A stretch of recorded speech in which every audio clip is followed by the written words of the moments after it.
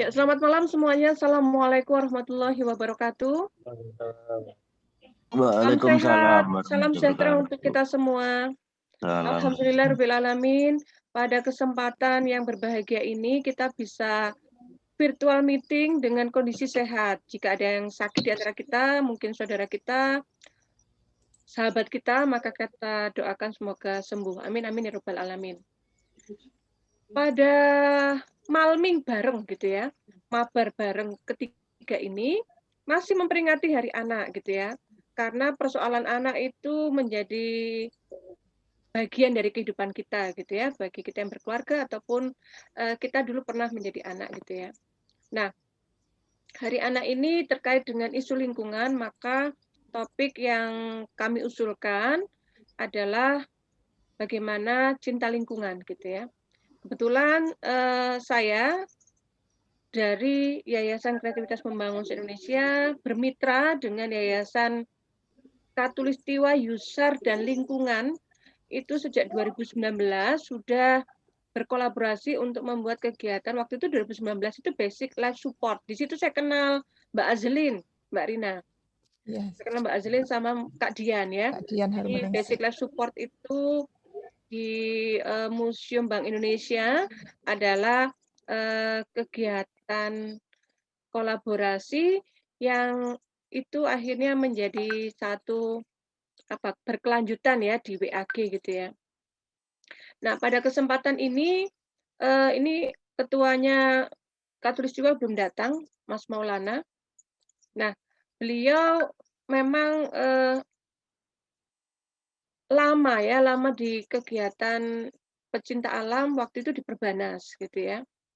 Kemudian aktivitas selain di pecinta alam kan di pegunungan juga pantai, terakhir itu geopark ya.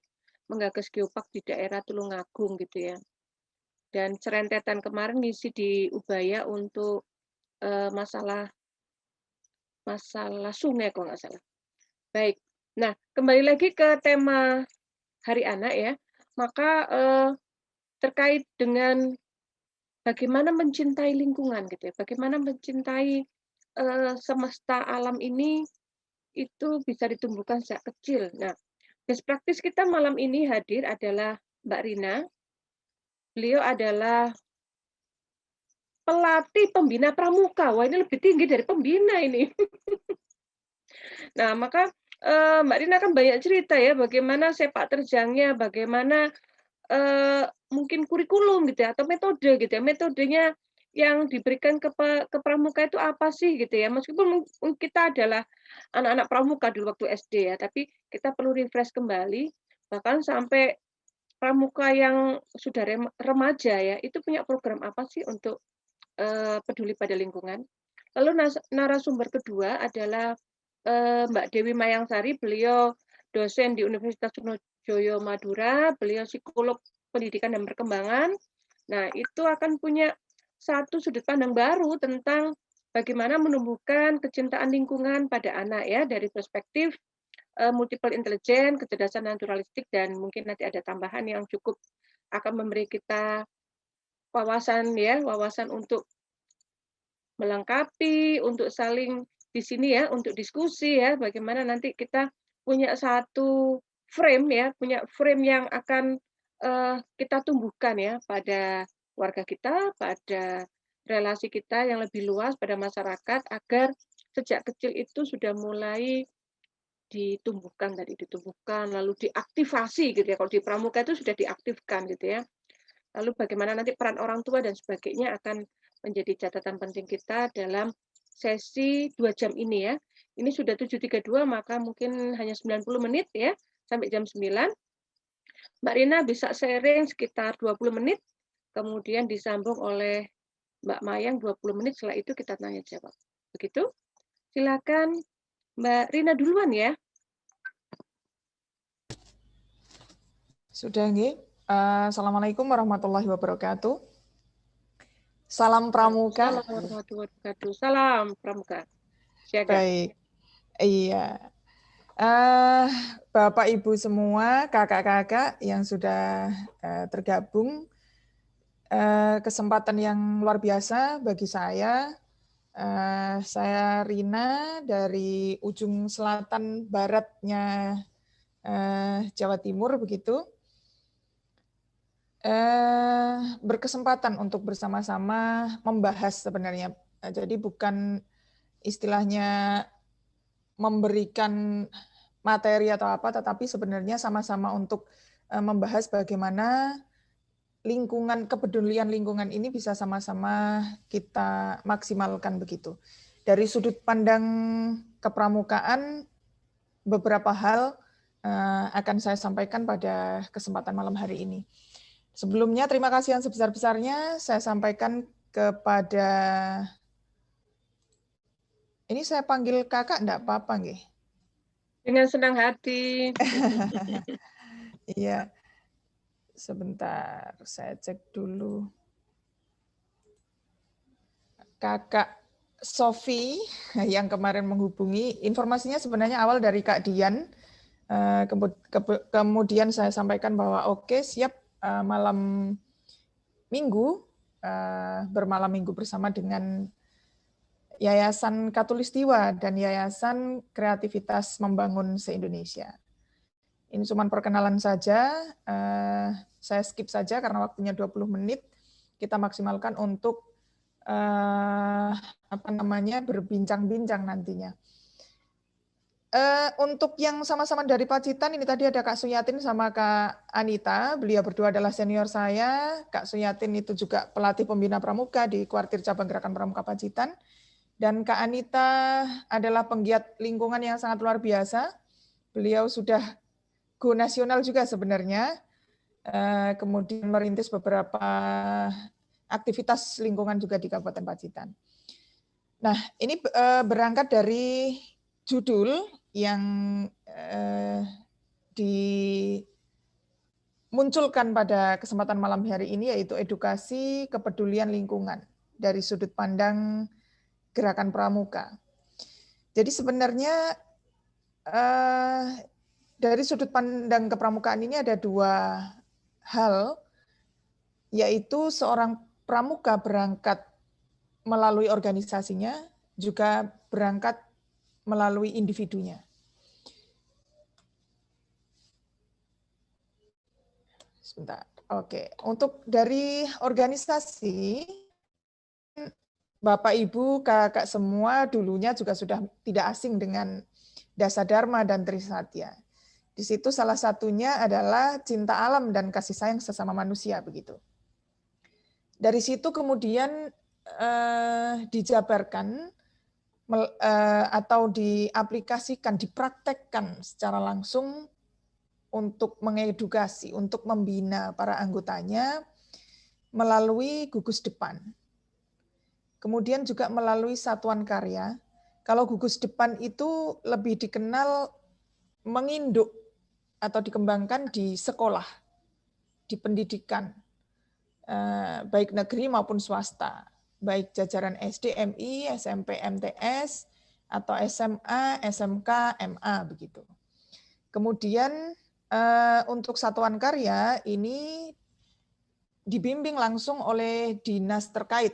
Kalau nasional ya oleh kementerian terkait, kalau misalnya daerah itu dan di cabang itu oleh dinas terkait. Contohnya misalnya yang bergerak di bidang lingkungan ada beberapa. Satuan karya ini ada Satuan Karya Wanabakti, ada Taruna Bumi.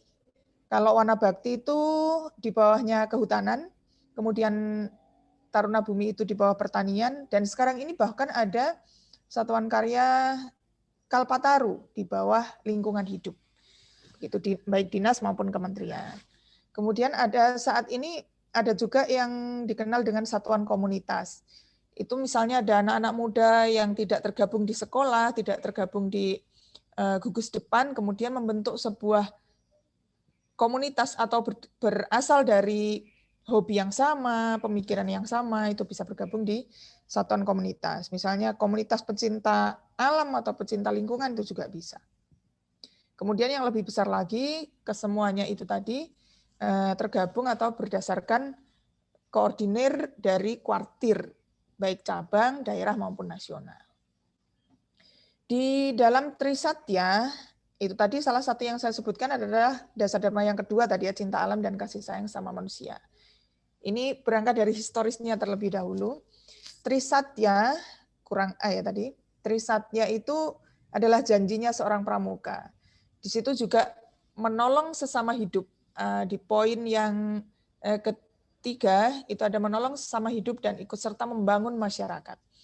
Menolong sesama hidup ini juga sesama manusia maupun dengan makhluk hidup lainnya, begitu. Termasuk misalnya ada lahan yang tidak terurus atau bahkan tandus dan seterusnya, bersama-sama dengan stakeholder yang ada, Gerakan Pramuka juga turut ambil bagian di situ. Kemudian dalam rangka ini lingkungan yang kita bahas di sini adalah lingkungan hidup utamanya ya. Sebenarnya kan kalau pramuka juga di lingkungan sosialnya juga berpartisipasi, kemudian di kegiatan kemasyarakatan dan seterusnya, termasuk dalam baik pasca bencana. Kalau Gerakan Pramuka itu juga punya brigade penolong, lembaga atau organisasi khusus yang berpartisipasi dalam kegiatan penanganan bencana maupun mitigasi bencana di sebelumnya. Kemudian juga dalam kegiatan kemanusiaan lainnya, termasuk juga lingkungan hidup tentunya. Pramuka juga ada pramuka peduli lingkungan, ada pramuka peduli bencana, ada pramuka seperti itu. Jadi memang Gerakan Pramuka ini dalam rangka mengaplikasikan dharmanya, mengaplikasikan satyanya, itu benar-benar memiliki wadah yang cukup available untuk dipraktekkan di masyarakat, seperti itu. Nah, karena ini dalam rangka Hari Anak, kita fokusnya di anggota muda Gerakan Pramuka. Secara praktis, prakteknya itu dilaksanakan dengan SKU dan SKK. Ini tadi tidak sempat saya foto, akan tetapi bisa langsung saya tunjukkan ya. Ini adalah SKU atau buku pegangannya, rapotnya para pramuka. Ini saya ambil contoh yang siaga. Kemudian yang ini adalah SKK. Terlalu terang ya, tidak kelihatan. Ada SKK. SKU itu syarat kecakapan umum. Kalau SKK syarat kecakapan khusus. Syarat kecakapan umum ini seperti rapotnya atau laporannya kegiatan seorang pramuka atau prestasi yang sudah dicapai atau sebuah pencapaian seorang pramuka. Siaga ini adalah anak-anak yang usianya masih 7 sampai 9 tahun. Kemudian yang penggalang ini 10 sampai 15 tahun. Penegak ini sampai 15 sampai 20 tahun. Nanti kalau misalnya salah, pada intinya kita ambil yang anak, yang usia masih anak begitu ya, yang 18 tahun ke bawah begitu. Untuk contoh-contoh edukasinya. Nah, kemudian juga ada PBK, itu pramuka berkebutuhan khusus. Untuk SKU ini ada beberapa yang saya ambil yang hubungannya dengan lingkungan, contohnya dapat menyebutkan peraturan di lingkungannya, kemudian yang hubungannya dengan lingkungan alam atau lingkungan hubungannya dengan penyelamatan lingkungan, salah satunya adalah dapat memelihara sedikitnya satu macam tanaman berguna atau satu jenis binatang ternak. Ini hanya satu contoh saja yang dari siaga atau dari anak-anak yang masih sekolah dasar, kelas 1, 2, 3 biasanya. Itu nanti secara bertingkat di tingkat penggalang, di tingkat penegak juga ada upaya edukasi yang langsung dipraktekkan kemudian ditandatangani oleh pembinanya ketika adik itu atau pramuka itu telah mencapai atau menyelesaikan tugasnya. Kemudian juga dilakukan dengan reward. Di screen itu ada salah satu contoh adik siaga Garuda. salah satu penghargaan di Gerakan Pramuka adalah Pramuka Garuda. Itu juga kayak kalau di film itu ada film up yang banyak tempelan-tempelannya, itu kalau syarat kecakapan khusus, adik-adik bisa mendapatkan reward dengan menempelkan badge di tetampannya atau selempangnya. Gitu.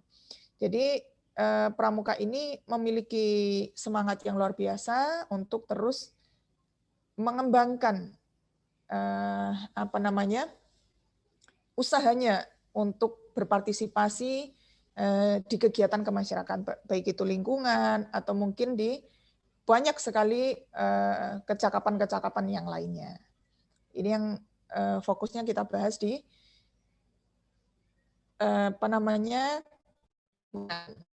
begitu, edukasi tentang lingkungan. Kemudian ini adalah beberapa contoh, ini baru sebagian kecil saja yang berangkat dari organisasi. Kita ambil contoh di kuartir daerah Gerakan Pramuka Jawa Timur, itu melaksanakan beberapa kegiatan. Ada pelatihan pramuka patriot lingkungan. Kemudian ada pelatihan dan sosialisasi gugus depan ramah lingkungan. Jadi benar-benar secara organisasi dibimbing dari atasnya. Dari kuartir nasional juga ada Pramuka Peduli Lingkungan, kemudian di breakdown lagi di kuartir daerah melaksanakan kegiatan-kegiatan yang lebih aplikatif, yang lebih bisa dipraktekkan di lingkungannya. Kemudian juga pernah menyelenggarakan yang namanya perkemahan wirakarya. Perkemahan wirakarya yang diselenggarakan di 38 kabupaten di Jawa Timur. Terus kemudian ada East Java Green Scout Innovation, jadi ada kegiatan pengecatan rumah, kemudian juga penanaman tanaman di lahan yang perlu direhabilitasi, terus kemudian ada pembangunan rumah tidak layak huni, dan seterusnya. Kemudian yang bawah sebelah kanan ini adalah salah satu contoh kegiatan gugus depan ramah lingkungan. Jadi baik Bapak Ibu gurunya atau kakak-kakak pembinanya, kemudian juga adik-adiknya semuanya dipartisipasikan untuk kegiatan. Ini sudah di masa pandemi, jadi kegiatannya agak terbatas untuk yang di kegiatan sekolah. Akan tetapi di rumah masing-masing juga dibimbing, diedukasi untuk tetap melaksanakan kegiatan. Nah, ada juga kegiatan yang dilaksanakan oleh nasional, contoh saja, sebenarnya ada banyak sekali. Di sini ada contohnya workshop tie turner plastik yang diselenggarakan secara nasional, jadi bagaimana pengelolaan plastik dan seterusnya. Di situ dilaksanakan workshopnya. Kemudian secara tadi sudah saya sampaikan bahwa pramuka ini memiliki tanggung jawab bersama dengan organisasinya. Kemudian seorang pramukanya sendiri juga memiliki kewajiban untuk terus mengembangkan kemampuannya maupun membagikan pengalamannya, membagikan ilmunya bersama-sama dengan stakeholder yang ada, dengan organisasi-organisasi lainnya. Contohnya di sini adalah bersama-sama dengan waktu itu menyelenggarakan kegiatan World Clean Up Day. Jadi Gerakan Pramuka ini sangat terbuka untuk misalnya berkegiatan bersama dengan BPBD di tingkat kabupaten misalnya, terus kemudian dengan organisasi lainnya, baik lokal di wilayahnya maupun yang secara nasional. Ada World Clean Up Day, kita juga berpartisipasi. Kemudian salah satu gugus depan juga memiliki program, yaitu Green Corner. Ada juga yang pengolahan pupuk mol, dan seterusnya. Itu salah satu program dari gugus depan unggul kuartir daerah Gerakan Pramuka Jawa Timur tahun 2020. Nah, ini yang saya sampaikan tadi bahwa di masa pandemi sekarang ini edukasi terus dilaksanakan oleh Gerakan Pramuka, sehingga adik-adik meskipun di rumah itu tetap bisa berpartisipasi. Ini seorang pramuka bersama dengan adiknya merawat tanaman. Ini adalah hal-hal yang paling sederhana. Terus kemudian ini ada juga adik dari Penggalang juga berkegiatan untuk Plastik ini mungkin nanti bisa juga ini slide-nya tadi yang saya screenshot cuma satu, ini akan dibuat eco-brick, kemudian juga ada yang dibuat di reuse lagi untuk dibuat apa namanya hastakarya dari bahan yang sudah tidak dipakai seperti itu. Nah, ini adalah tanggung jawab seorang pramuka secara individu, yaitu berpartisipasi di kegiatan-kegiatan lingkungan, kemudian melaksanakan kegiatan inovasi. Jadi ketika di masa pandemi ini, bagaimana terus kecintaan lingkungan atau pelaksanaan dharma yang kedua, cinta alam dan kasih sayang sama manusia ini tetap bisa terus berjalan. Kemudian melaksanakan kegiatan mandiri, mungkin mengajak teman-temannya untuk tetap berkegiatan, seperti tadi membuat pupuk misalnya, atau bertaman, atau mungkin berpartisipasi juga secara mandiri atas nama pribadinya untuk berkegiatan. Yang penting kegiatannya positif dan seizin dari pembinanya apabila itu adik-adik masih tergabung di gugus depan. Atau kalau saat ini pramuka dari rumah atau scout from home, maka harus mendapatkan izin dari orang tua juga. Kemudian ini meminjam istilah istiqomah adalah kegiatan bakti lingkungan atau peduli lingkungan ini dilaksanakan secara terus-menerus. Jadi seperti tadi yang saya sampaikan, syarat kecakapan umum ini sendiri juga ada yang hubungannya dengan lingkungan secara bertahap, bobot tugasnya itu dari mulai siaga, penggalang, penegak itu secara berkelanjutan dan berkesinambungan semuanya dilaksanakan. Edukasi melalui gerakan pramuka ini secara terus-menerus dilaksanakan. Nah, saat ini karena memang kondisi pandemi sehingga pramuka tidak bisa berkegiatan seperti dulu. Kalau terpantau di Instagram Kuartir Cabang, karena saya salah satu bagian dari humasnya Kuartir Cabang Gerakan Pramuka Pacitan, untuk yang skup yang terkecil saja di tingkat cabang, itu banyak sekali terpantau dari satuan-satuan karya yang atau pramuka yang berdasarkan kesamaan hobi tadi, menyelenggarakan kegiatan-kegiatan seperti penanaman, ada juga yang penangkaran penyu, berpartisipasi di situ. Jadi melepas bersama-sama dengan organisasi lainnya kegiatan atau penggiat lingkungan lainnya untuk lepas tuki ke lautan dan seterusnya. Jadi kegiatan ini terus dilaksanakan, kampanye-kampanye peduli lingkungan ini terus dilaksanakan oleh seorang pramuka di mana saja dan kapan saja. Sekali lagi, gerakan pramuka sangat terbuka bagi siapapun untuk sama-sama peduli lingkungan. Pramuka juga terus-menerus untuk mengajak para masyarakat, anggota muda juga untuk sama-sama bergiat untuk peduli lingkungan. Bagaimana kita bisa memaksimalkan alam ini agar tetap bisa berjalan. Ada lagi satu upaya untuk agar kesadaran lingkungan ini bisa maksimal adalah wisata, di mana adik-adik yang masih anak-anak juga ini, masih usia SD, ada juga yang PAUD, itu diajak wisatanya ke tempat pembuangan atau tempat pengelolaan sampah begitu. Jadi kita beri tahu secara langsung bahwa adik-adik ini adalah sampah kita. Apabila ini kita tumpuk terus-menerus, terus akan jadi apa nantinya begitu. Sehingga menyadarkan mereka bahwa kita meminimalisir penggunaan plastik dan seterusnya. Banyak sebenarnya juga penggiat lingkungan lainnya yang memiliki visi dan misi yang sama, sehingga bisa berkolaborasi di sini. Nah, ini adalah hal yang perlu ditanamkan kepada kita semua, termasuk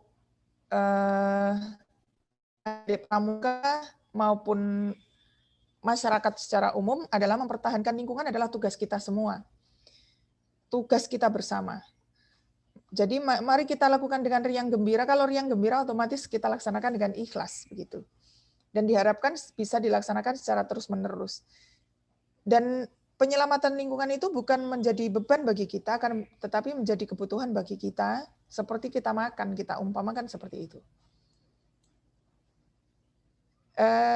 Sekilas Kakak saya sampaikan secara singkat karena sebenarnya saya lihat juga yang tergabung di sini adalah sudah orang-orang yang luar biasa juga dalam upaya untuk bagaimana menyelamatkan lingkungan, bagaimana upaya untuk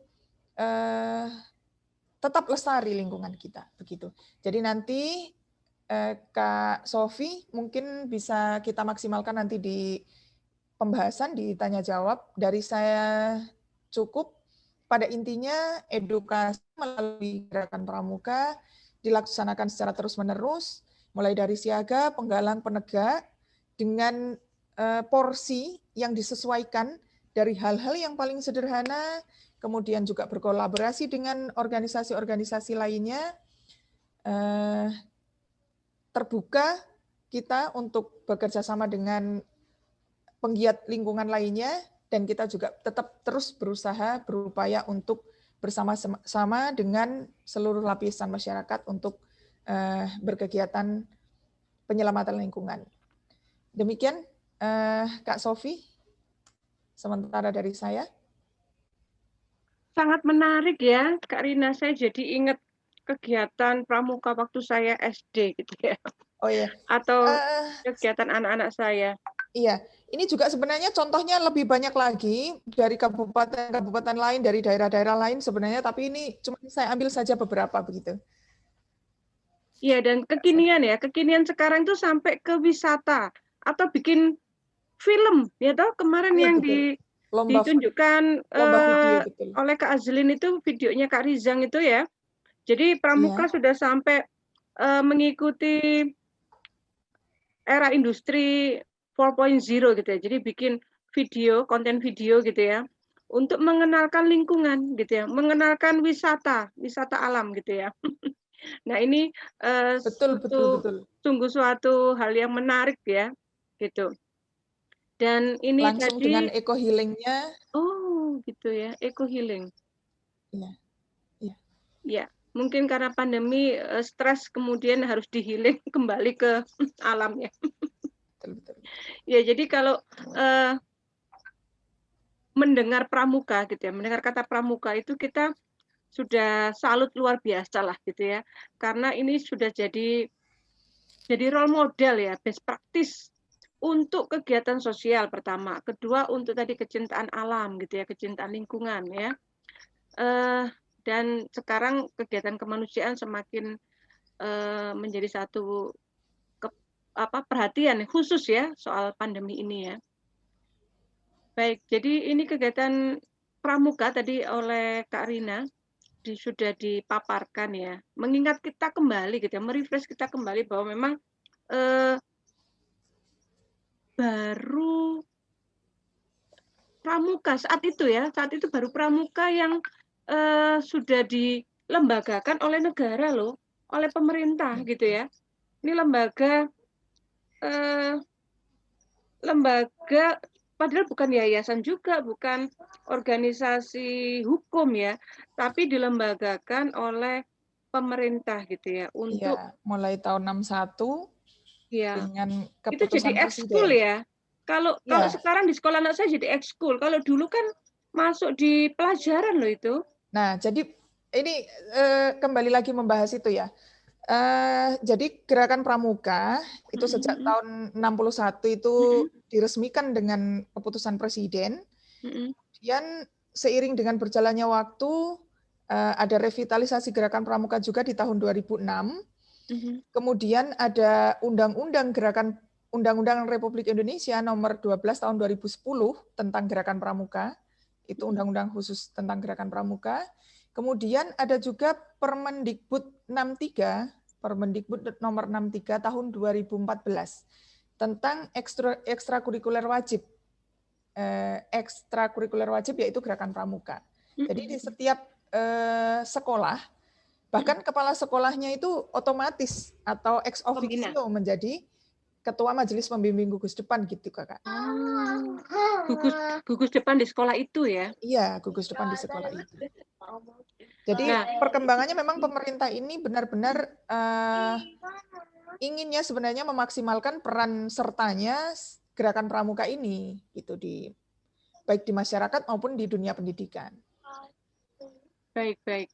Jadi kenapa saya singgung peran pemerintah, karena ternyata untuk menumbuhkan kecintaan pada lingkungan, kemudian tadi kepedulian pada sesama makhluk hidup ya, makhluk hidup dan alam semesta itu ternyata ada peran pemerintah gitu. Saya mau ngomong di situ ada peran pemerintah.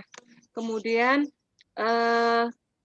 penggerak. Nah, ini ternyata perlu peran penggerak tuh untuk menumbuhkan kecintaan anak pada lingkungan. Selain tadi dilembagakan oleh pemerintah, lalu masuk di sistem pendidikan, lalu kedua harus ada penggerak, dan yang ketiga memang kayaknya saya sebutnya kurikulum atau apa ya. Jadi value-nya value-nya itu sudah istilahnya apa, ngoyot. Value nilai-nilainya itu sudah sangat kental banget gitu ya. Karena itu memang tertulis tekstual ya di buku. Betul. Kemudian itu dihafalkan gitu ya. Betul. Lalu yang menarik juga tadi, kalau di psikologi itu pakai teknik behavior berarti ya. Jadi perilaku anak itu tercatat tuh. Dia menanam pohon, dia menyiram, lalu dia memelihara binatang, lalu dia mungkin ikut kegiatan bakti sosial atau kegiatan di penanaman gitu ya. Itu kan tercatat tuh behavior perilaku. Nah, jadi yang menjadi ukuran bahwa dia itu cinta lingkungan itu memang perilakunya betul-betul melakukan tindakan gitu ya. Tidak hanya sekedar aku cinta lingkungan secara lesan gitu ya. Atau misalkan aku punya ide lingkunganku harus indah, harus asri, tapi dia sampai action gitu ya. Terima kasih Mbak Rina, luar biasa, menarik ya. Sekarang kita lanjutkan ke Mbak Mayang. Saya tutup dulu, remove spotlight. Nah, Mbak Mayang ini sebagai pendidik ya, sebagai psikolog perkembangan, punya perspektif yang mungkin akan melengkapi ya. Nah, bagaimana sih sebenarnya perkembangan anak itu mulai usia berapa gitu ya? Atau mungkin pada masing-masing usia itu apakah perlu rangsangan yang berbeda atau tadi action yang berbeda-beda untuk tadi menumbuhkan dan mengembangkan kecintaan pada lingkungan atau kecerdasan multiple intelligence berbasis lingkungan. Silakan Mbak Mayang. Ya, terima kasih banyak Mbak Sofi. Assalamualaikum warahmatullahi wabarakatuh. Waalaikumsalam warahmatullahi wabarakatuh. Alhamdulillah, puji syukur atas kehadirat Allah Subhanahu wa taala karena pada malam ini kita semua diberi kesehatan dan juga semangat untuk berbagi bersama di Malming atau malam minggu bareng. Semoga di malam minggu ini kita semua saling berbagi dan bisa mengisi kegiatan dengan keberkahan. Baik, saya sapa Mbak Rina, tadi materinya yang inspiratif ya, luar biasa. Saya itu dari SMP, senang banget ikut pramuka, tapi di SMA saya kebetulan tidak ada, jadinya tidak bisa sampai mengeksplorasi lingkungan yang sangat menakjubkan ternyata ya Mbak, dan sekarang itu berkembang kekinian, update sampai wisata alam, eco healing, dan saya yang paling tertarik fotonya yang terakhir tuh Mbak Rina. Terbang melihat alam dari helikopter ya, atau dari para layang gitu.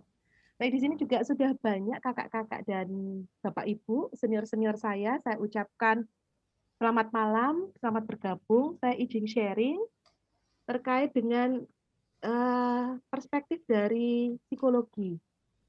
terutama bagaimana anak itu peduli lingkungan, menumbuhkan kecerdasan naturalistiknya.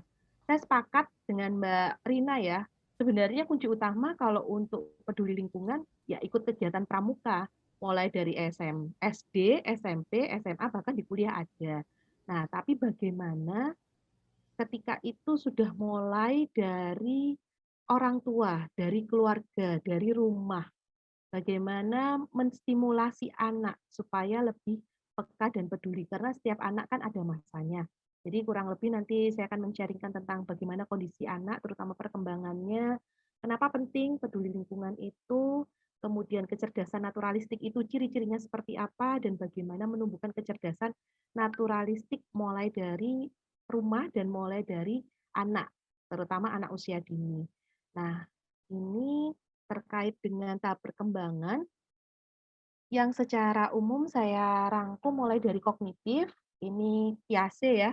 Jadi anak di sini yang saya maksud sharingkan itu di usia 2-11 tahun. Kenapa mulai 2 tahun? Karena 2 tahun ini anak sudah menyerap informasi dari lingkungan dan bisa action atau bertindak yang tadi seperti katanya Mbak Sofi ya. Di untuk peduli lingkungan ini kan kita perlu juga dari behavior, tindakan saja. Sedangkan anak itu sudah mulai bisa melakukan tindakan.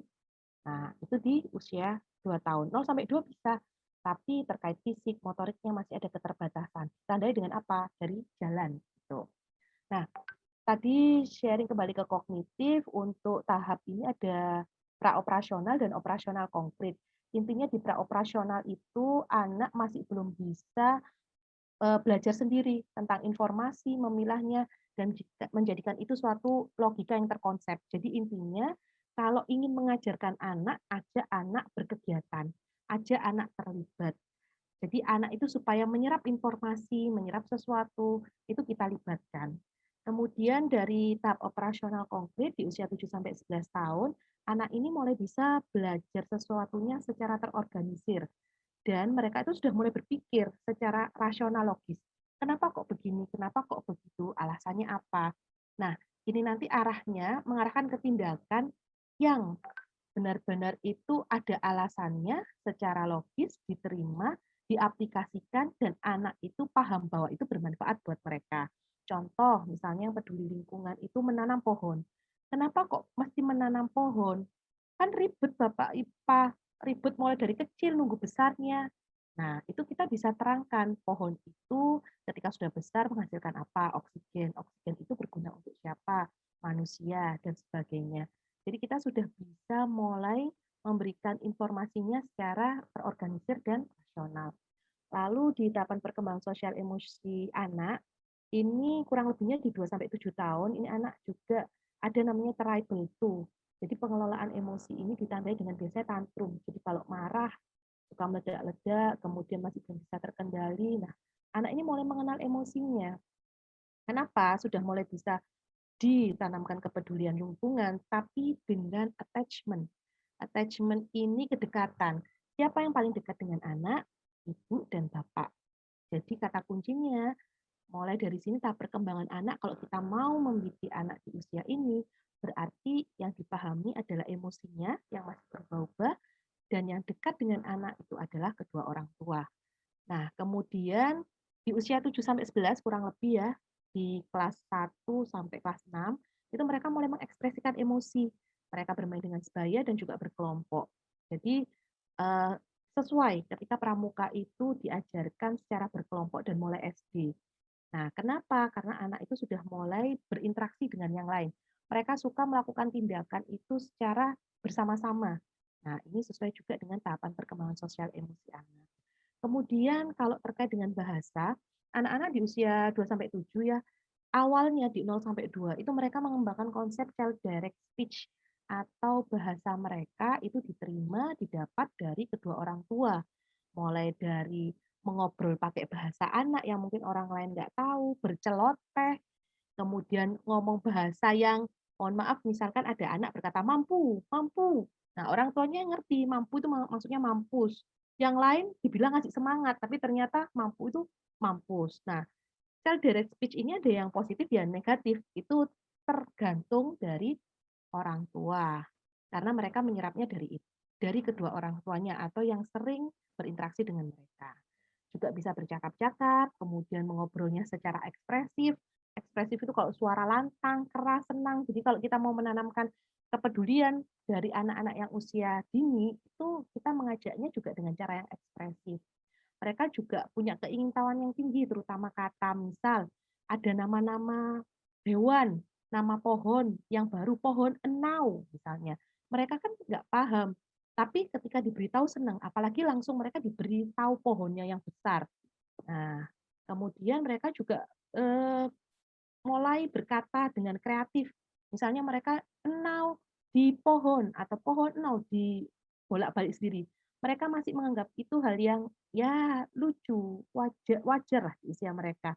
Ini kita bisa gunakan dengan ketika menanamkan kepedulian itu dengan kata-kata yang unik dan juga langsung terlibat dengan orang terdekat seperti itu. Kemudian bahasa anak ini kalau di 7 sampai 11 ya di bawahnya anak-anak itu sudah mulai bisa menggunakan kata dalam kalimat, mengenal arti kata sampai membuat cerita. Jadi ketika kita menanamkan suatu tindakan kepedulian lingkungan, itu kita sudah mulai bisa menggunakan mind challenge, mind kata kata berkait, kemudian project atau mungkin membuat cerita yang seperti tadi Mbak Sofi sharingkan ya, membuat cerita di film atau mungkin menjadi iklan. Nah, ini sudah bisa di sini. Lalu tahap perkembangan fisik motorik ini juga perlu. Kenapa? Karena anak-anak itu kalau cuman diminta, ayo kamu jaga ini ya ikanmu ya, nggak boleh sampai mati. Nah, tapi kalau mereka nggak diajak bergerak, mereka nggak diajari cara menuangkan airnya, nggak diajari juga cara menata batunya di dalam, itu juga anak merasa tidak dilibatkan di situ. Nah, itu bisa mulai usia berapa? Keterampilan fisik di 2 sampai 7 tahun berkembang. Jadi kalau di 2 sampai 7 tahun itu bisa dengan pendampingan ketika menanamkan hal tersebut atau mengajak kegiatan itu. Tapi kalau sudah 7 sampai 11, kita berikan list tugas yang tadi di-sharingkan juga oleh Mbak Rina dan juga Mbak Sofi, misalnya dengan behavioral ya. Kalau teknik pencatatannya setahu saya namanya behavioral event recording. Jadi apa saja yang sudah dilakukan bisa dilakukan dengan turus atau kalau sudah di checklist gitu. Nah, kemudian terkait ini masalah.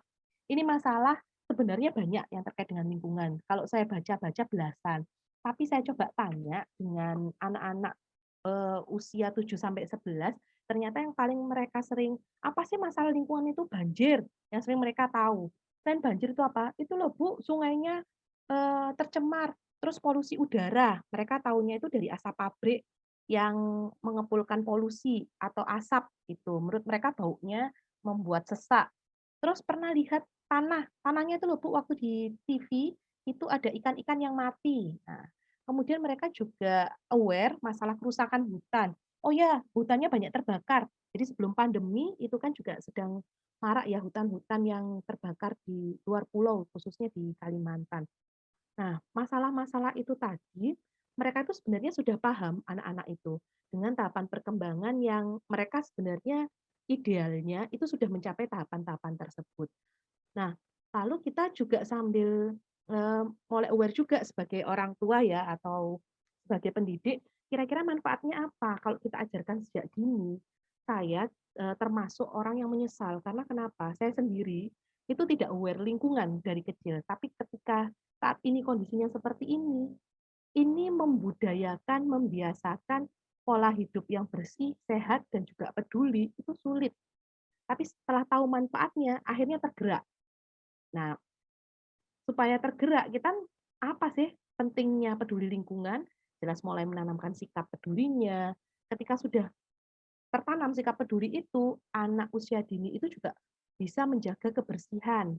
Nah, bahkan kalau ini yang anak-anaknya itu sudah aware, kemudian kritis, bisa mengingatkan orang tuanya. Loh Pak, kok nggak ini buang sampah kok sembarangan sih? Loh kok habis makan nggak dicuci sih?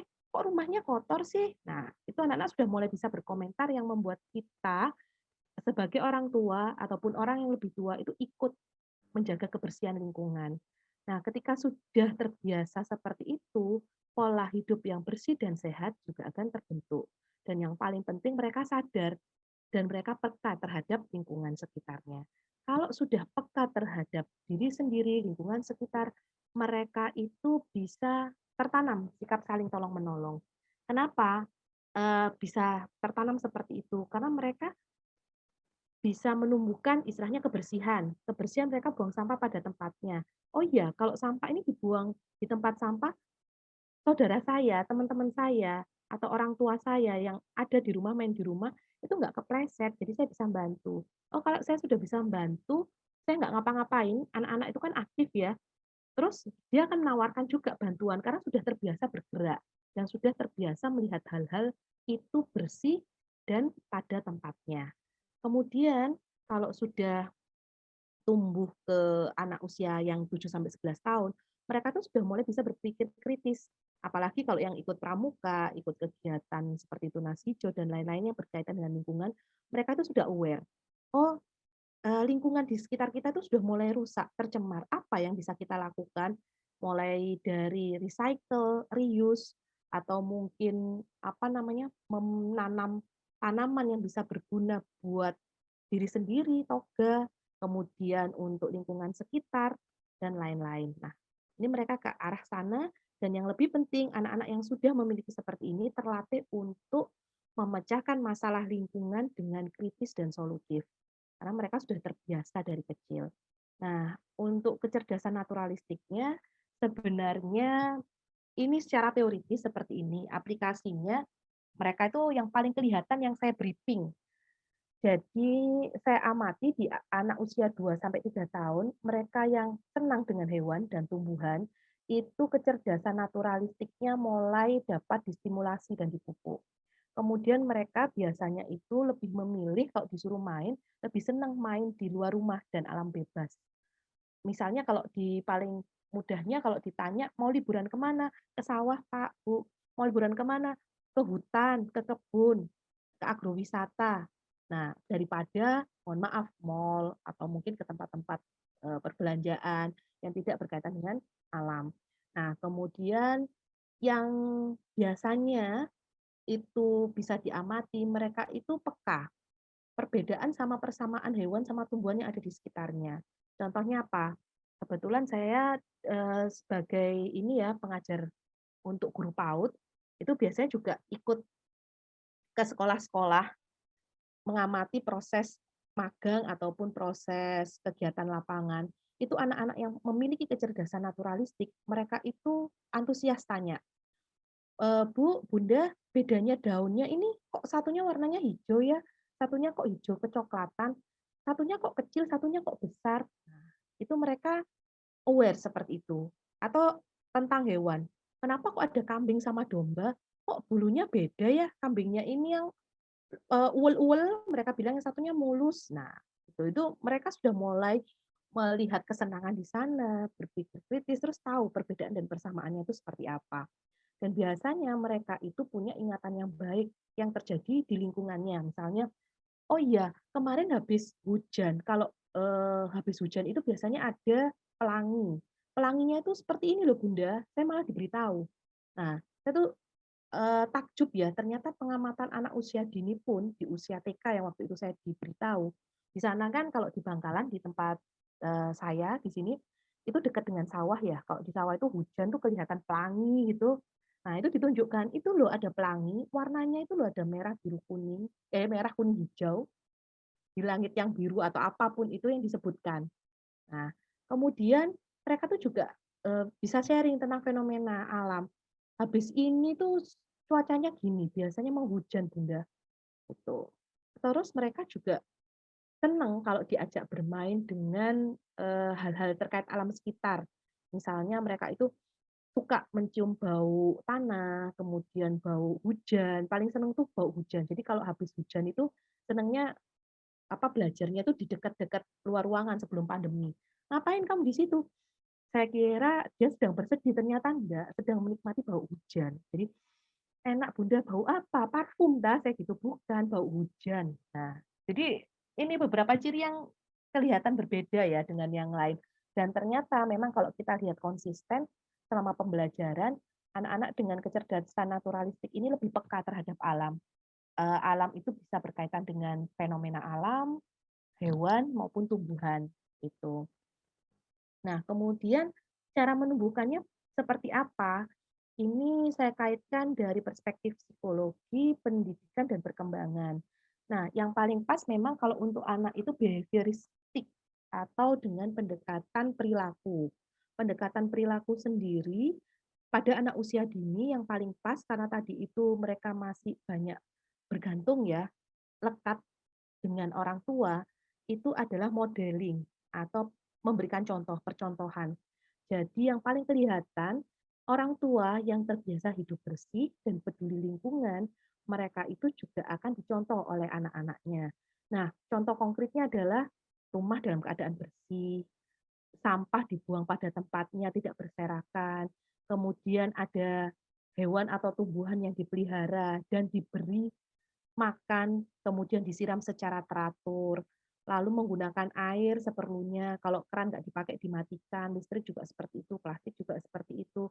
Dan mulai di usia 2 sampai 3 ketika mereka sudah bisa melihat, kemudian menanyakan sedang apa, seperti itu kemudian dihabituasi. Habituasi itu dibiasakan.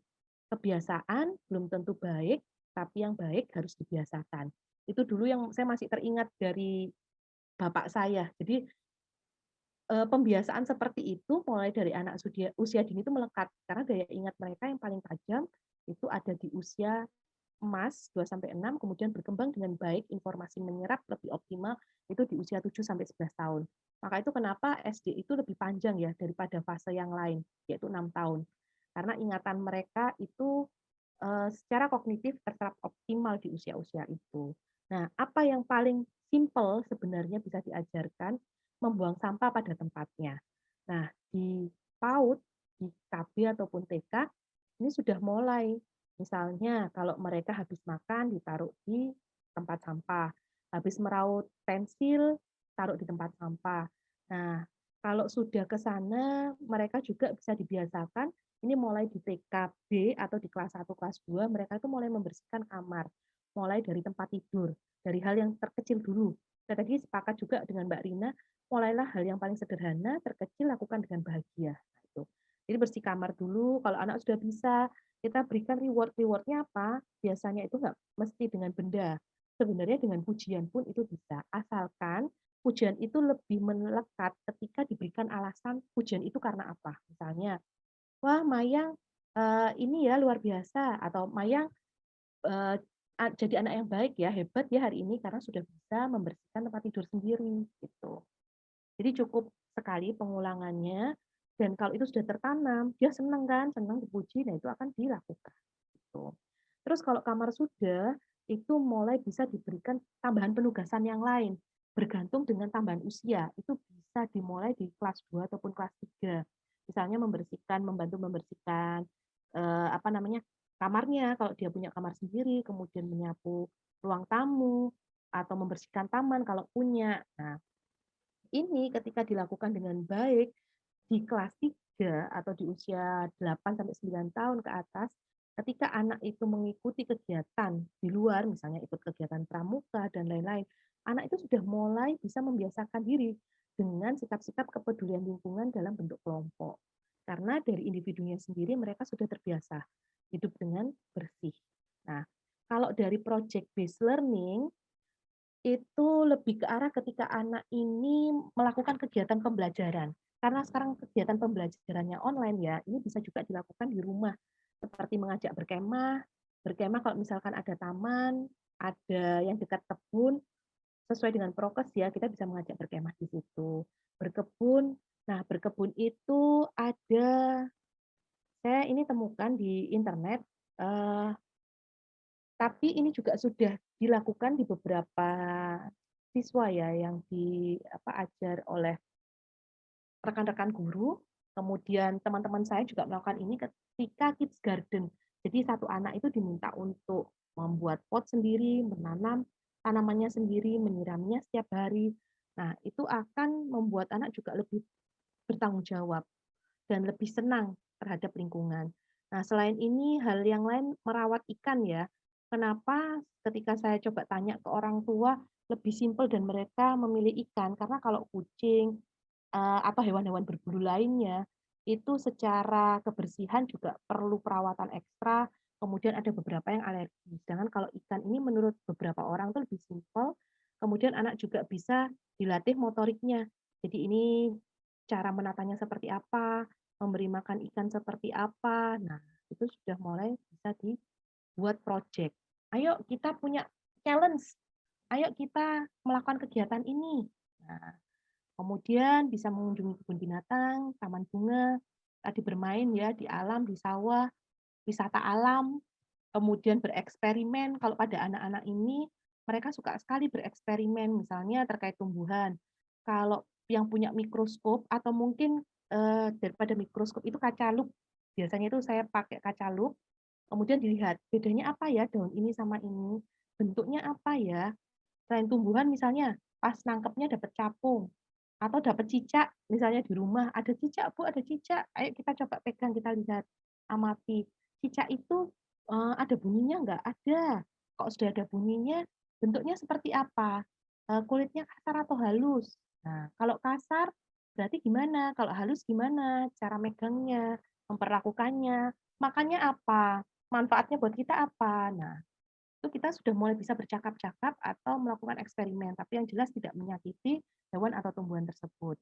Dan tadi juga yang saya sepakat kenapa memelihara tumbuhan dan hewan itu juga bisa menanamkan peduli lingkungan. Nah, karena dengan terlibat langsung, oh punya tumbuhan, oh punya hewan, mereka bisa kasih nama, bisa kasih kandang, kandangnya itu dihias sebagus mungkin. Mereka itu merasa memiliki, merasa bertanggung jawab bahwa itu bagian dari diri mereka. Itu. Bahkan mereka itu bilang, ini teman saya, kalau saya yang nggak peduli, yang nggak kasih makan, terus siapa lagi? Nah, ini tuh sudah bisa mulai diberikan di TK. Kalau KB masih perlu pendampingan dari orang tua. Mulai bisa diberikan di usia 5 tahun. 5 tahun ke atas itu anak sudah mulai bisa diberi tanggung jawab. Itu tadi untuk sharing-sharingnya, monggo kalau ingin sharing lebih lanjut atau ada yang memberi masukan, kemudian ada yang memberi kesan-kesan selama di lapangan itu seperti apa, saya terbuka dan senang dengan proses tersebut. Monggo kita sharing bersama. Saya kembalikan lagi pada Mbak Sofi. Terima kasih banyak atas waktu dan kesempatannya. Mohon maaf apabila ada salah. Assalamualaikum warahmatullahi wabarakatuh. Waalaikumsalam warahmatullahi wabarakatuh. Insya Allah nggak ada yang salah gitu ya. Nah, ini juga sangat menarik ya. Kita jadi punya tambahan ilmu baru ini, psikologi perkembangan gitu ya. Jadi tiap usia perkembangan itu punya kemampuan belajar sendiri ya. Berarti punya satu metode sendiri ya untuk merangsang anak tadi ya, untuk punya kepedulian atau mulai menyukai gitu, menyukai makhluk hidup gitu ya, mulai dari pelihara ikan, yang paling gampang pelihara ikan ya. Makanya anak kecil suka ikan cupang gitu ya. Di TK-TK itu kan orang jualan cupang itu kalau di kampung-kampung itu ya. Itu diburu gitu ya. Kemudian ada yang agak besar itu apa? Burung. Anak ayam yang dikasih warna-warni ya, merah, kuning, hijau. Masya Allah gitu ya. Duh, anak ayam ini kasihan dicat gitu ya. Biar menarik. Lalu ini keong. Apa itu? Nama lainnya dari keong dia dikasih warna-warna kan, terus kasih rumah-rumahan gitu kan. Nah, itu mungkin buat beberapa ibu itu ngerepotin loh. Iya. Ya toh, kadang ada ibu yang repotin toh, gitu ya. Nah, karena tadi anak itu belum mampu untuk ngeramut gitu, ngeramut, memelihara gitu ya. Tapi memang masih belajar gitu ya. Ibu itu gak sabar gitu ya. Ibunya itu lupa bahwa ini tuh proses belajar untuk tadi mencintai alam, menyayangi makhluk hidup gitu ya. Bukan benar-benar memelihara yang sesungguhnya sebenarnya gitu ya, tapi masih tadi ya proses merangsang tadi ya. Nah, kemudian itu ada beberapa metode ya, mulai dari habituasi, tadi menanamkan kebiasaan. Jadi dia dikasih tugas kali ya, dikasih tugas untuk menyiram tanaman gitu ya. Yang nyiram tanaman ini kamu ya, gitu. Yang ngasih makan ikan tuh kamu ya, gitu ya. Kalau anakku tuh pelihara kucing gitu. Jadi yang ngasih makan sampai buang kotoran, milah pasir gitu, ya itu tugasmu gitu ya. Kemudian tadi ada project learning juga ya, menarik banget gitu ya. Nah, sekarang silakan diskusi kita buka. Silakan langsung saja, ini karena forum kecil gitu ya. Langsung. Loh, ini ketemu lagi di sini sama Bu Mayang. Berarti Kak Dian kenal Mbak Mayang? Nggih, Bu. Oh. Mayang ini pernah satu tim di tim konsultan model pembelajaran untuk anak-anak tentang kebencanaan. Oh, kebencanaan. Saya minta maaf nggak bisa buka ini apa video lah. Nggak apa-apa. di Ada komentar, audio. ada satu tambahan gitu untuk nambahkan contoh mungkin atau perspektif lain gitu ya. Enggak, saya di sini malah belajar tadi tentang apa yang disampaikan oleh Bu Mayang, karena saya sendiri kan juga nanti bergiat dengan adik-adik terus ya. Secara praktisi sama Kak Rina dan saya itu sama. Pramuka itu kan praktisinya ya. Secara keilmuan, secara psikologinya tadi dari Bu Mayang keren banget. Jadi ya kita memang harus ini di dua sisi, secara keilmuan dan secara praktikalnya buat anak-anak dan adik-adik kita. Kak Rina ini salah satu Serikandinya BP13 Jatim, Bu Sofi. Beliau ini di Pacitan luar biasa ini. Ini karena ikut jejaknya Kak Dian ini sebenarnya. Kalau lihat Kak Dian itu masih feminin, tapi kalau lihat Kak Rina itu kelihatan maskulin, apalagi apa mainannya para layang itu. Iya. Kak Rina itu tangguh dan apa ya, pemberani gitu. Nah, kalau yang itu yang saya ambil itu kan beliau ini kan kemarin tuh tim konsultan ini Bu Sofi, apa metodologi. Ya bagaimanapun memang pengaruh ya, sudah doktoral dengan saya yang masih belajar di sana. Jadi memang kegiatan naturalistik anak apa adik-adik ini benar-benar harus ada keilmuannya, namanya saya tadi nyimak dan saya screenshot yang jagani nanti kalau nggak di-share materinya. Jadi ya nonton Bu Mayang. Oke, Bu Dian ini luar biasa Bu Dian. Meski ilmunya banyak, tetap seperti ilmu padi Bu jenengan. Saya belajar banyak dari jenengan ini. Beda panggung. Nanti kalau panggungnya kebencanaan, wah beliau ini pakarnya ini. Komandan kebencanaan sejatim. Relawan kebencanaan sejatim. Serikandi kebencanaan se-Jawa Timur ini. Beliau sebenarnya sudah melalang buahnya, makanya siapapun pasti kenal Kak Dian sebenarnya. Di kabupaten manapun ini semuanya sudah ini. Mungkin di provinsi yang lain juga sudah. Pokoknya bukan bencana hati ya. Bencana alam siap siaga. Silakan, ini ada rekan senior Pak Kuku. Pak Kuku ada komentar? Saya kenal Pak Kuku ini ya di webinar Hari Anak. Iya, terima kasih. Assalamualaikum, selamat malam. Malam Pak Kuku. Iya, kebetulan di tempat saya ini sudah jam 22.33 ini, Mbak Sofi. Ini kan yang di Papua apa? Nggih, Jayapura. Jayapura, Masya Allah. Terima kasih Pak. Ikut nyimak. Ya, saya tadi menyimak. Memang kalau saya mungkin nggak memiliki ini ya. Cuman tadi apa yang disampaikan Mbak Dewi, Mbak Mayang, sama Mbak Rina itu saya mengingatkan saya pada masa saya SD sampai SMA. Memang saya itu hobi pramuka itu. Jadi apa yang disebutkan tadi itu semua sudah ada. Cuman mungkin yang pada saat saya SD sampai SMA itu nggak ada yang seperti melalui teknologi digital terus para layang itu. Paling kegiatan kami itu waktu itu ya cuman ya kalau perkemahan itu ya bakti masyarakat itu yang paling sering seperti itu. Dan yang paling disukai kalau pramuka kemah nggih Pak, camping. Nggih, betul. Sama jelajah alam. Nggih. Nah, seperti itu ya. Seperti itu. Ya mungkin memang kalau untuk di Papua sehingga saat ini tuh kalau saya perhatikan itu untuk pramukanya itu berkurang ya. Kurang. Padahal kalau saya tadi dengar sudah ada apa itu undang-undang ya nomor tahun 14 tadi itu ya. salah satu Ekskul, pramuka itu merupakan ekskul wajib bagi tiap sekolah itu. Tapi untuk Papua itu saya perhatikan kurang sekali. Bahkan saya jarang melihat anak-anak berpakaian pramuka itu. Oh begitu ya Pak? Iya. Oh iya. Iya. Kalau di Papua bagaimana Pak Kukumu bisa sharing Pak? Suasana alamnya seperti apa, kemudian kira-kira yang bisa dilakukan kalau untuk anak-anak supaya lebih cinta lingkungan itu dengan upaya apa Pak? Oh, memang ada beberapa ini apa namanya komunitas pecinta alam. Jadi mereka menanam kembali itu loh untuk pelestarian lingkungan, khususnya di lereng-lereng hutan, pegunungan itu.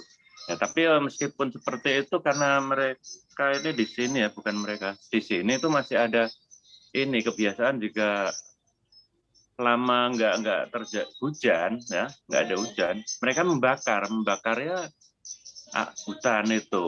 Nah, akhirnya yang tadinya baru ditanam diobong menah ya wes entek menah kan gitu. Ya kasihan jadi kita cuma sering saya melihat seperti ini kasihan sekali mereka yang tanam tahu-tahu dibakar lagi sama mereka dengan harapan itu warga lain, pemilik lahan lain. Ya paling ya orang-orang sekitar itu, karena mereka kan dengan dibakar itu diharapkan nanti akan ada hujan kan karena timbul awan itu kan seperti itu. Dan hujan nggak Pak? Ya. Dengan dibakar itu hujan, terjadi hujan beneran. Ya kalau hujan itu ya ngepasi beneran. Ngepasi kebetulan lah mungkin. Nah itu kan itu hampir banyak lah tempat-tempat seperti itu. Ya paling ya kita akhirnya seperti itu aja lah saya kalau saya. Ya mungkin ekskulnya nggak sampai di provinsi Irian Jaya Mbak Rina. Nah, gimana? Mungkin ekskulnya pramuka nggak sampai di Irian Jaya. Mungkin beberapa titik memang yang ada beberapa titik yang belum terjangkau. Kalau program sendiri ketika Jambore Nasional juga ada, bahkan dulu ketika Perkemahan Budaya Nasional di Pacitan itu dari Papua Barat, dari itu ada yang ini. Ketika kegiatan event nasional pasti ada dari mungkin Papua, hanya beberapa sekolah ya. Ya, beberapa titik yang memang yang belum terjangkau begitu. Tapi sebenarnya kalau sekolah itu sudah menyelenggarakan yang pakai tema-tema itu pembelajarannya harusnya itu juga ada terkait dengan ekstrakurikuler wajib itu. Ya, terima kasih Pak Kukuh atas informasinya. Nggih, matur nuwun sami-sami. Sehat selalu Pak. Terima kasih Pak Kukuh, luar biasa dari kasih, Papua, salam Pak. sehat selalu. Salam dari Pak. Papua. Ini ada teman dari PAUD Mutiara, siapa ya? Yang on cam ini ada Kak Azlin juga. Ya, Kak Azlin bisa ngasih tambahan. Kak Azlin ini juga anaknya banyak. Terus apakah kalau di luar kan cinta alam, pramuka banget gitu ya. Kalau di rumah pramuka banget nggak nih sama anak-anaknya? Saya membebaskan anak-anak saya apakah mau mengikuti ekstra pramuka atau tidak. Yang jelas masih saya beri kesempatan terbuka kalau ingin ikut gitu. Kebetulan anak pertama itu pernah mendapatkan trauma. Waktu SD ya, waktu SD itu sudah dipilih-pilih, disiap-siapkan, dilatih supaya menjadi masuk tim ke waktu itu Jambore cabang kalau nggak salah. Ternyata kemudian tidak dipilih gitu. Dari situ anak saya yang pertama itu trauma, wes gak pramuka-pramukaan. Gitu. Tapi anak yang kedua yang cewek itu Bu Sofi, dia alhamdulillah ya tertarik dengan pramuka, beberapa kali ikut lomba waktu di MI, waktu di SMP sekarang juga lomba senam Simapur, terus lomba-lomba menggambar. Waktu itu pernah juara harapan 1 kalau tidak salah, itu lomba menggambar pakai kolase, itu lomba apa namanya menyusun mozaik itu loh, untuk waktu itu untuk anak penggalang ya sekedar untuk ya dia senang-senang dulu. Kemudian kalau tentang pramuka yang lain itu, ini anak yang ketiga masih 3,5 tahun. Ya semoga dia minat. Bagaimanapun juga saya merasakan imbas kegiatan pramuka ini secara langsung ataupun tidak langsung, secara karir maupun secara ke personality ya, ke diri saya sendiri. Saya merasa pramuka ini memang edukasi yang bagus gitu. Jadi pendidikan karakter gitu ya. rinci dengan aturan yang bersahabat, dengan hal-hal yang tidak. Jadi bagaimana kita bisa membuat keadaan itu ya apa ya, tidak strange tapi tetap bermutu begitu. Jadi nggak kencang-kencang amat gitu, masih bisa dikasih alternatif A, B, C gitu. Ya, terutama bagi saya yang paling utama itu kesan fight ya dalam hidup itu saya pergunakan sekali, bahwa saya seorang pramuka, saya tidak boleh putus asa, saya harus selalu ceria, saya harus kuat kayak gitu-gitu, saya harus menemukan solusi begitu. Membaca dari bukunya Baden Powell itu powerful sekali bukunya. Saya rasa semua pramuka sudah membacanya, karena dari situ kita mendapatkan contoh-contoh teladan-teladan kehidupan dalam menghadapi masalah, dan baik teknis maupun masalah-masalah yang lain. Untuk pramuka di Papua ya memang terbatas, tapi saya mendapatkan link pramuka Papua itu dari Sakawana Bakti. Jadi di sana ada Sakawana Bakti, bahkan kemarin waktu Pertikawan, jadi ada kegiatan perkemahan bakti nasional ya, pesertanya ya dari seluruh Indonesia termasuk Papua. Mereka sempat menginap di Dinas Kehutanan Jawa Timur yang di Juanda itu karena menunggu kapal gitu. Jadi kami yang di Sakawana Bakti Sidoarjo mensupport mereka, datang menemui, kemudian ya ngajak ngobrol sedikit. Kalau makanan sudah terjamin jelas dari Dinas Kehutanan. Ya yang jelas persahabatan terus kami tumbuhkan gitu. Jadi alhamdulillah kalau Sakawana Bakti sudah sampai seluruh Indonesia. Iya. Nah, ini satu lagi ya. Sama-sama rimbawan ini ternyata, Aslin ya. Satu lagi jadi catatan penting ya, bahwa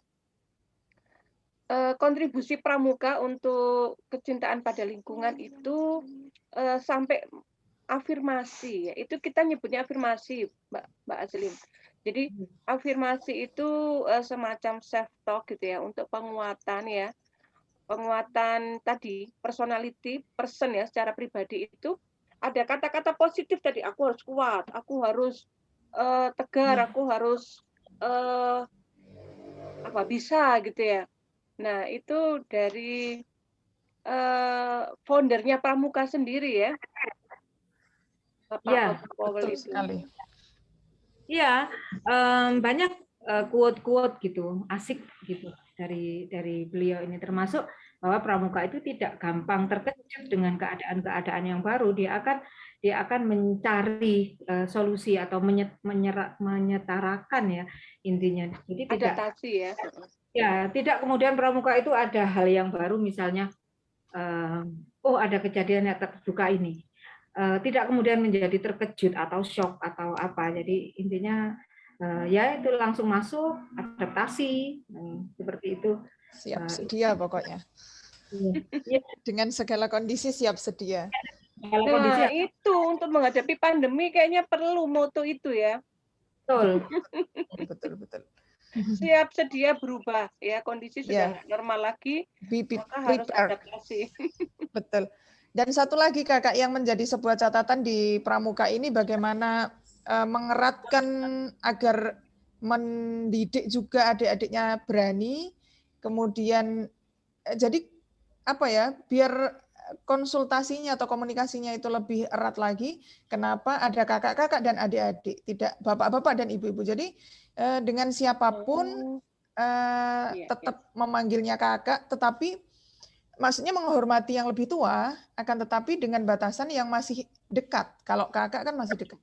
Kadang-kadang kita juga akan lebih mudah berkomunikasi ketika kita berseragam pramuka, baik itu dengan Bapak Bupati atau bahkan Bapak Menteri atau mungkin Gubernur dan seterusnya, dengan kakak-kakak begitu. Ketika konsultasi 1-2 hal akan lebih mudah di situ. Dengan kalung merah putih ini banyak kemudahan yang kita dapatkan gitu. Siap. Jadi dengan menyebut kakak itu kesenjangannya nggak terlalu tinggi Betul gitu sekali, ya. betul Gitu. sekali. Jadi kepada Pak Presiden pun kakak gitu. Betul, Kakak Joko Widodo. Tertinggi Kalau Indonesia. iya, Ya, kesenjangannya tuh nggak terlalu tinggi, jadinya lebih tadi ya, lebih bersaudara atau bersahabat, lebih akrab gitu ya. Kalau yang siaga itu kan Yanda dan Bunda. Jadi dengan ayah ibunya sendiri seperti di rumah begitu. Yanda dan Bunda. Oh, zaman saya dulu SD enggak juga. Aku tuh tetap kakak. Kakak-kakak. Oh iya. Yanda dan Bunda itu untuk yang siaga, yang SD ya. Iya, yang siaga. Iya. Bu Sofi. Saya tadi menyoal apa tadi yang menarik sampai lupa. Baik, lanjut saja. Kita kedatangan ada teman PAUD Mutiara. Ini apakah temanku Mbak Titis? Saya lupa. Atau bukan ya? Baik, saya siapa ini Pak? Satrio, Mbak Nur Khosia. Ini apa betul Mbak Khosia yang Fatayat NU? Oh, ini PAUD Mutiara. Bapak berkenan untuk memberi komentar, Pak? Oh, memberi masukan. Oh, temannya Kak Rina. Kakak senior juga ternyata ini. Terima kasih Kak Mariono. Monggo Kakak. Barangkali ada hal-hal yang Kak Mariono ini pembina PAUD atau punya sekolah PAUD gitu, guru. Nah, berarti kan nyambung tuh sama materinya Mbak Mayang. Apa sih yang bisa ditumbuhkan? Tadi kecintaan pada lingkungan, perhatian pada makhluk hidup. Kadang orang tuanya yang nggak mau repot kan Pak, gitu ya. Nah, ini memberi pemahaman pada orang tuanya gimana? Pengalaman Bapak.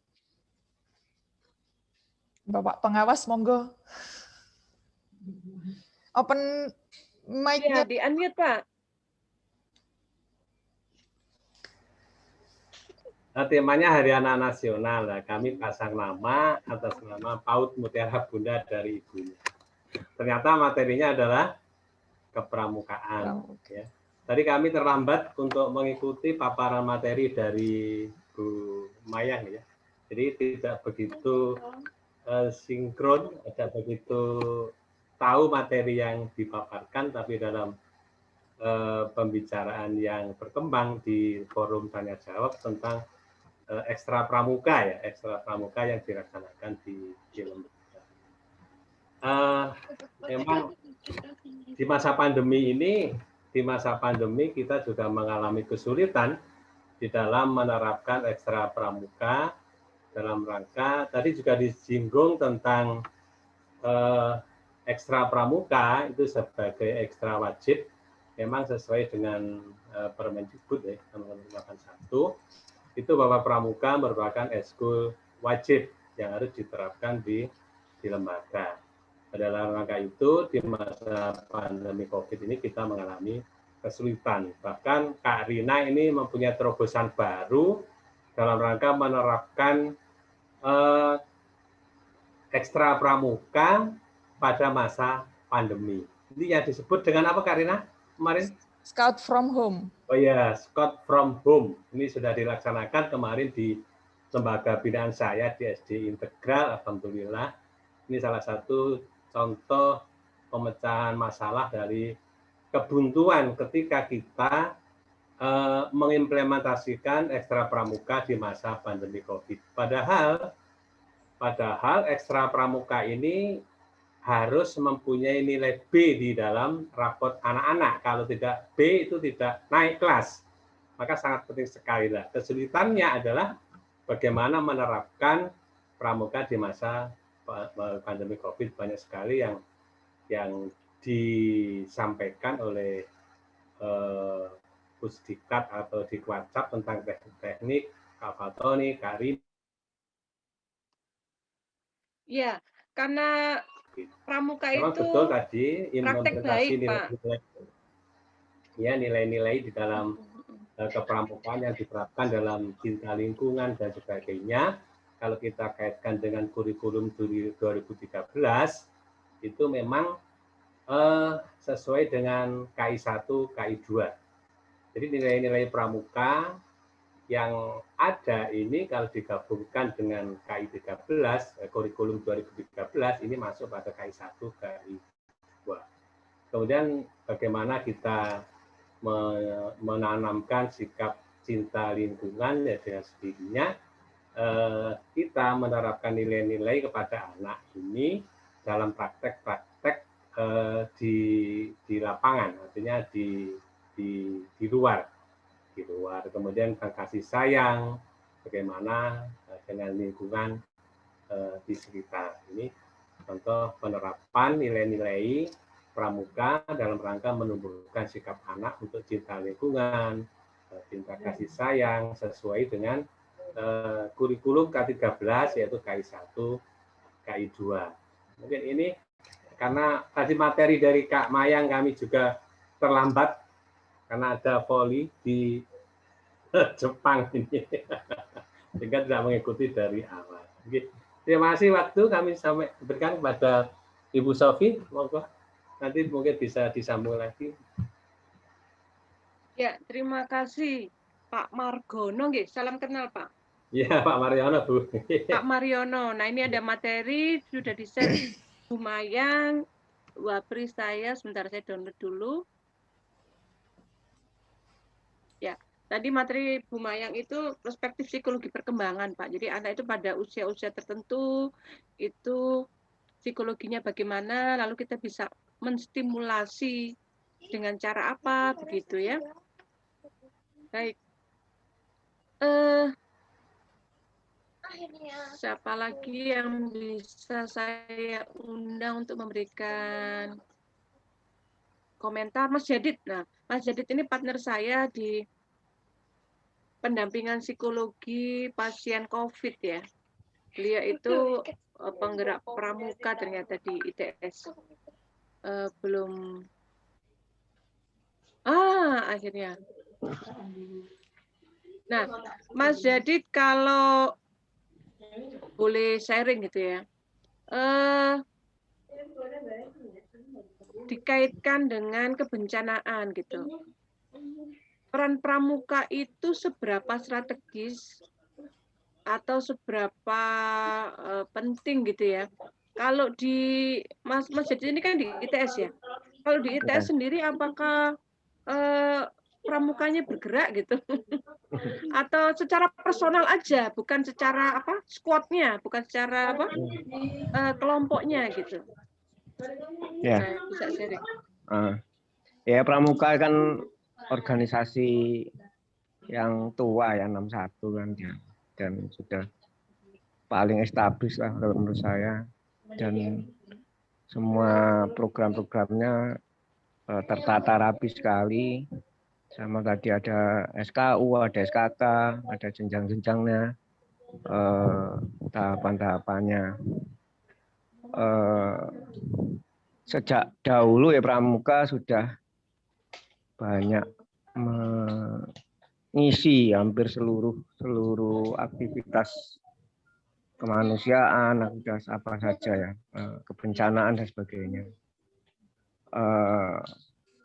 Memang perkembangan terakhir, kalau dulu kan tidak hanya ekstrakurikuler ya, sudah wajib, sekolah itu wajib menyelenggarakan pramuka sampai harus pakaian pramuka dan sebagainya kan. Kalau kemudian di terakhir menjadi ekstrakurikuler yang seakan-akan pilihan, terus kemudian seiring berkembangnya waktu banyak diadopsi sehingga muncul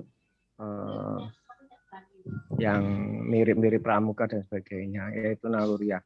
Sama dengan di ITS dulu ya, pramuka menangani apa saja, termasuk donor darah dan sebagainya, tapi kemudian di perkembangan waktu UKM yang menangani donor darah juga ada sendiri, KSR itu dan sebagainya. menurut saya ya ini tantangan bagi pramuka ya. Kalau saya sendiri ya sejak lahir ceprot pramuka, karena Bapak almarhum, kalau mungkin yang dulu zamannya apa ya, almarhum Bapak Sutadi, almarhum Bapak Soeharno, ya andalan nasional juga. Dahulu pramuka ya tadi bisa menjadi tempat bernaung hampir semua aktivis, semua relawan, baik di gugus depan maupun di tadi satuan karyanya. Ya. Sendiri saya satuan karyanya Taruna Bumi. Ya. Ya sekarang tantangannya adalah mungkin bagi saya revitalisasi gerakan pramuka ini bagaimana tetap menjadi hal yang menarik, tetap menjadi istilah saya jujukan bagi anak-anak muda. Ini tantangan yang ke depan menurut saya. Karena sempat juga kalau di TS ya saya sempat berpolemik dengan kalau yang di Kuarda siapa di Kuarda itu pramuka Gozali, Kak Gozali itu adik saya di bawah saya tentang pramuka ini lebih kita bisa mengikuti perkembangan zaman, mengikuti kehendak dari adik-adik kita, ataukah kita kekeh kepada aturan-aturan baku yang ada di keputusan-keputusan Warnas ya dan sebagainya. Dulu kan sempat misalkan tentang ini aja ya, mereka yang di perguruan tinggi apakah masih menggunakan umur atau masih sudah menggunakan tingkat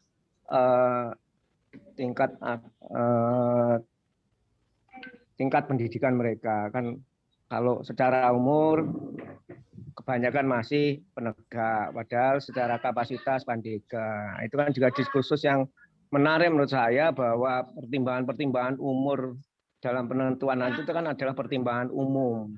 Secara khususnya harusnya kan mereka yang di perguruan tinggi sudah masuk kereta pandega dan sebagainya. Itu juga diskursus yang lumayan panjang, baik di kampus sendiri maupun juga di Kuarnas. Nah, sama dengan misalkan mengakomodir beberapa hobi atau beberapa yang sampai dengan satuan karya, mungkin di akhirnya misalnya di kemunculan dan yang juga diampuli Mbak Dian ya, Brigade 13 dan sebagainya. Bagi saya itu terobosan-terobosan yang bagus menurut saya, yang pramuka akhirnya tetap bisa menjadi rumah induk, rumah bersama tanpa menumbuhkan istilah saya sempalan-sempalan yang akhirnya keluar dari pramuka. Ya seperti yang kalau di kampus sendiri akhirnya ada KSR yang nangani donor darah, padahal ya pramuka dulu donor darah dan itu tempat untuk belajar manajemen ke anak-anak dan sebagainya. Harusnya akhirnya terlepas dan sebagainya.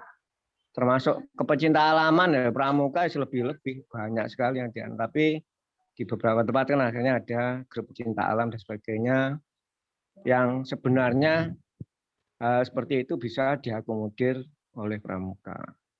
Dan tentang kaitannya dengan lingkungan ya jelas tadi dikatakan sumpahnya dasar Dharma kedua berarti termasuk posisi yang harus diprioritaskan, cinta alam dan kasih sayang sama manusia.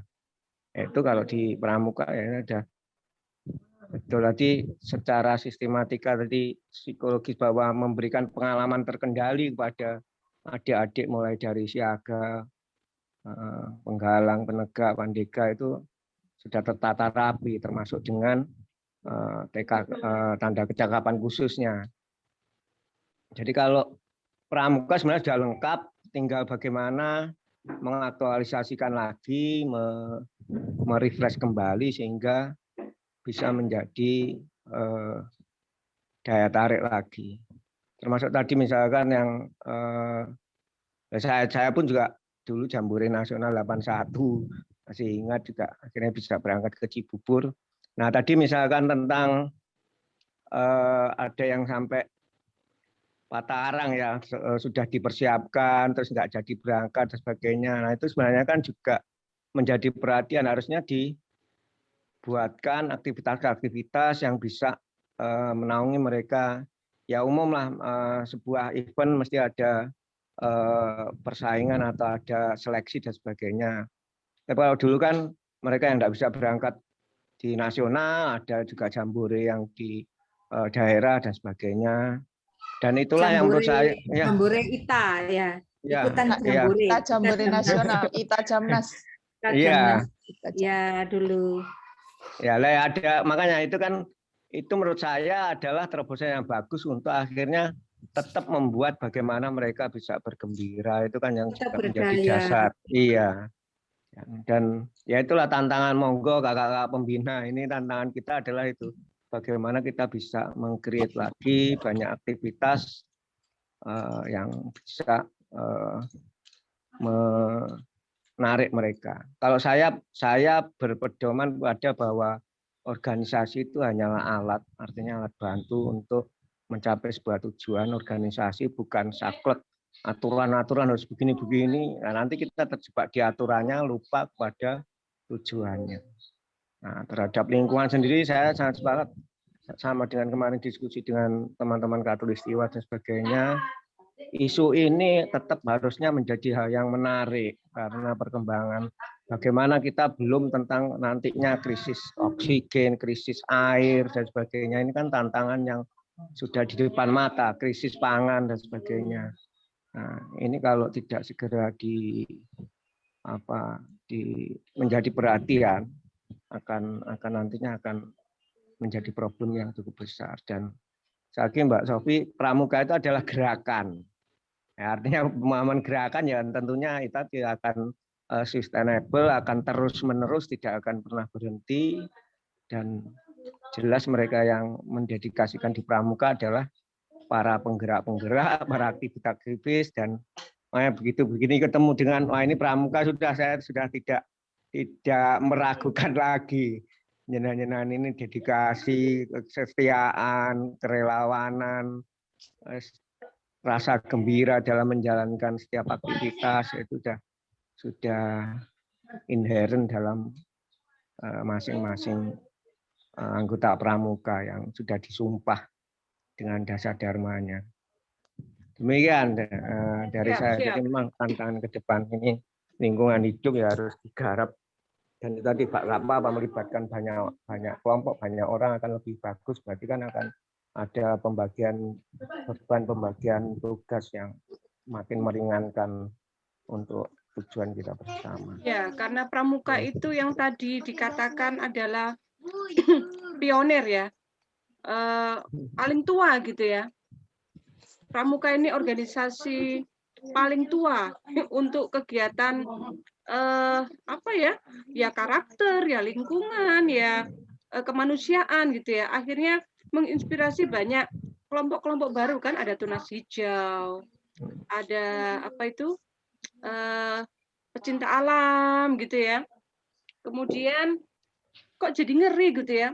Tadi dikatakan ada krisis oksigen. Krisis alam ternyata nggak cuma banjir ya, nggak cuma bencana alam. Ternyata kok sampai kita mikir krisis kekurangan oksigen dan